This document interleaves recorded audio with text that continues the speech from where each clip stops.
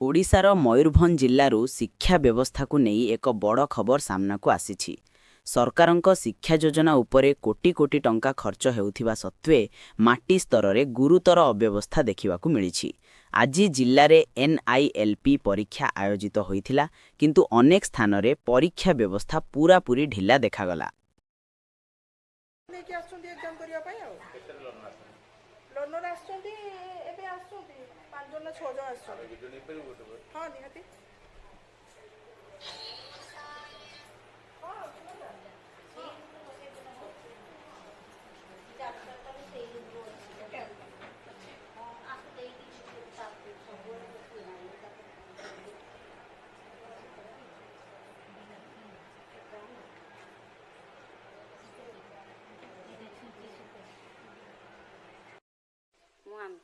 अच्छा ये कहार को संस्थार काम करछो माँ अंबिका महिला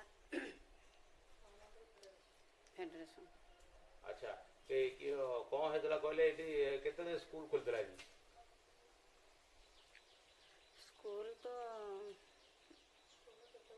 मु 9:30 आसिकी ताप अपेक्षा कली दीदी को तापर दीदी आसले 11टा परे आसले तापर आसला परे देखी मु कहली आ एठी एग्जाम हमर दिया हबो आ भिटी मान के एलेना नै कि मु आसी थांती तापर दीदी कहले जे ना आ हमर नुआ भिटी रखी छे नुआ भिटी एग्जाम देबे आ एगा तुमरटा तो प्राइवेट हमर गवर्नमेंट तार गवर्नमेंट रखी हां।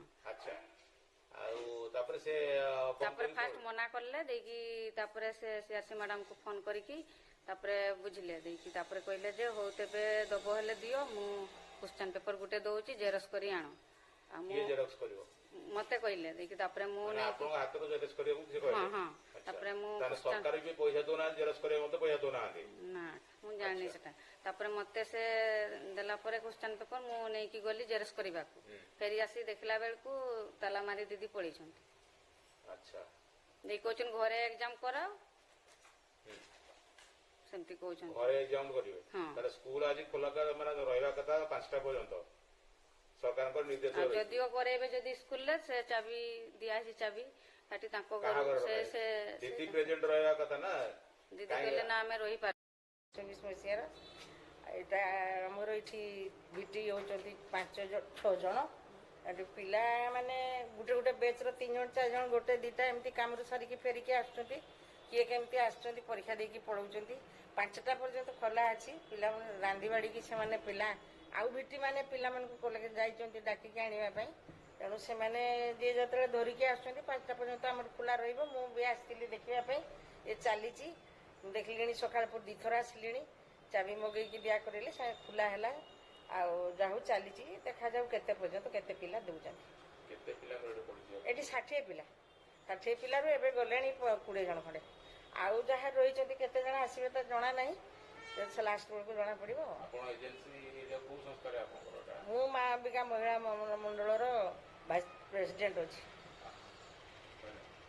आज आपनकर NILP रो जो एग्जाम होउतिला सेटरे 26टा ब्लॉक रे केते पिला आपनकर प्रेजेंट थिले हमें तो पूर्वरु 2023 मसियारु NILP रे जोटा कि हमरो न्यू इंडिया लिटरेसी प्रोग्राम पई डीओ महोदय को अनुमोदन क्रमे देइथलु 6000 भिटी 1,66,737 जन लर्नर तन मध्यरु पुनी फास्ट परीक्षा कलु सेकेंड परीक्षा थर्ड परीक्षा रे आज जो परीक्षा हला 15/3/2026 रो परीक्षा से परीक्षा रे भी हमरो से 5,000 ऊपर भिटी परीक्षा देइचंती लर्नर मध्य देइचंती से भलिया 50,000 पाखा पाखी लर्नर मध्य देइचंती परीक्षा कथा होची जदी भिटी मानकू ए बाबत को ट्रेनिंग दिया जाई थांता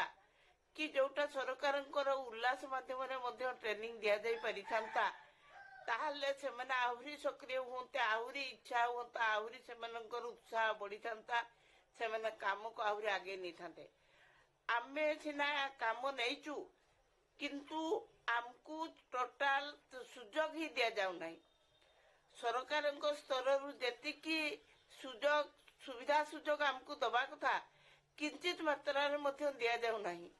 ବହି ଦେଇ ଦେଉଛନ୍ତି, ପରୀକ୍ଷା କର।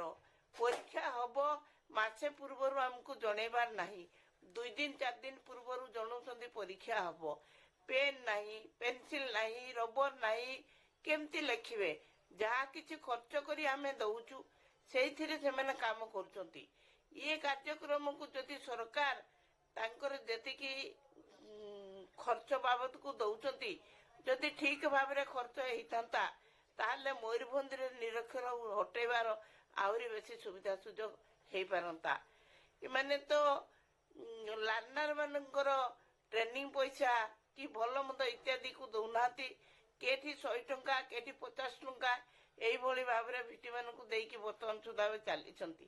ସେମାନେ ନିଜ ହାତରେ କେତେବେଳେ ଡିଓ ମହୋଦୟ କହୁଛନ୍ତି ନୋଡାଲ ଅଫିସର ଏଡିଓ ମହୋଦୟ, କେତେବେଳେ କହୁଛନ୍ତି ନୋଡାଲ ଅଫିସର ଏବିଓ ମହୋଦୟ, ଏଇଭଳି ଦ୍ୱନ୍ଦ୍ୱ ଅନ୍ଧକାର ଭିତରେ ରଖି ଆମକୁ ମାନେ ନିର୍ଯାତନା ଦବା ଭଳିଆ ଦଉଛନ୍ତି। ଯେତେବେଳେ କାମ ପାଖେଇ ଆସୁଛି ସେତେବେଳକୁ ଡାକି କହୁଛନ୍ତି ଆପଣ ମାନେ ପରୀକ୍ଷା କରାନ୍ତୁ, ଆପଣ ମାନେ ନ କଲେ ନହବ। ସେତେବେଳକୁ ଆମେ ଦେଖୁଛୁ ଆମ ଜିଲ୍ଲାର କାମ, ତେଣୁ ଆମେ କିଛି ପାଉ ଅଥବା ନ ପାଉ ଆମ ଜିଲ୍ଲା ପାଇଁ ଆମେ କାର୍ଯ୍ୟ କରି ଚାଲିଛୁ, ଆମ ଜିଲ୍ଲା ପାଇଁ ଆମେ କରୁଛୁ। ଆମେ ନିଃସ୍ୱାର୍ଥପର ସହକାରେ ଶ୍ରମଦାନ କରୁଛୁ ଆମ ଜିଲ୍ଲା ପାଇଁ।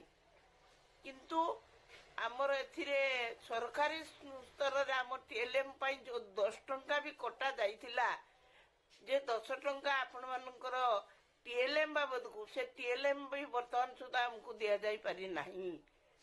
এইভଳି କାମ ଚାଲିଛି।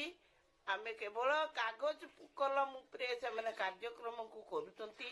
ଯାହା ଆମେ ଦଉଛୁ ତା ବିପରୀତ ଭାବରେ ସେମାନେ କାର୍ଯ୍ୟ କରିକି ଚାଲୁଛନ୍ତି। ତେଣୁ ସରକାରଙ୍କ ପାଖରେ ମୁଁ ଏତିକି ଅନୁରୋଧ କରୁଛି ଯେ ସରକାରୀ ସ୍ତରରେ ଲାର୍ଣ୍ଣର ମାନଙ୍କ ପାଇଁ ଆସୁଥିବା ସମସ୍ତ ଖର୍ଚ୍ଚ ବା ଟିଏଲଏମ୍ ଇତ୍ୟାଦିକୁ ଯଥାଶୀଘ୍ର ଦିଆଯାଉ, ଯଦ୍ୱାରା କି ଗୋଟିଏ ଭିତ୍ତି ଆହୁରି ମଧ୍ୟ ବଢିଆ ସେ କାମ କରିବ, ତାର ଉତ୍ସାହ ବଢିବ। ସେ ଉତ୍ସାହ ସହକାରେ ନାୟକଙ୍କ report, Prime time Odia news. ନମସ୍କାର।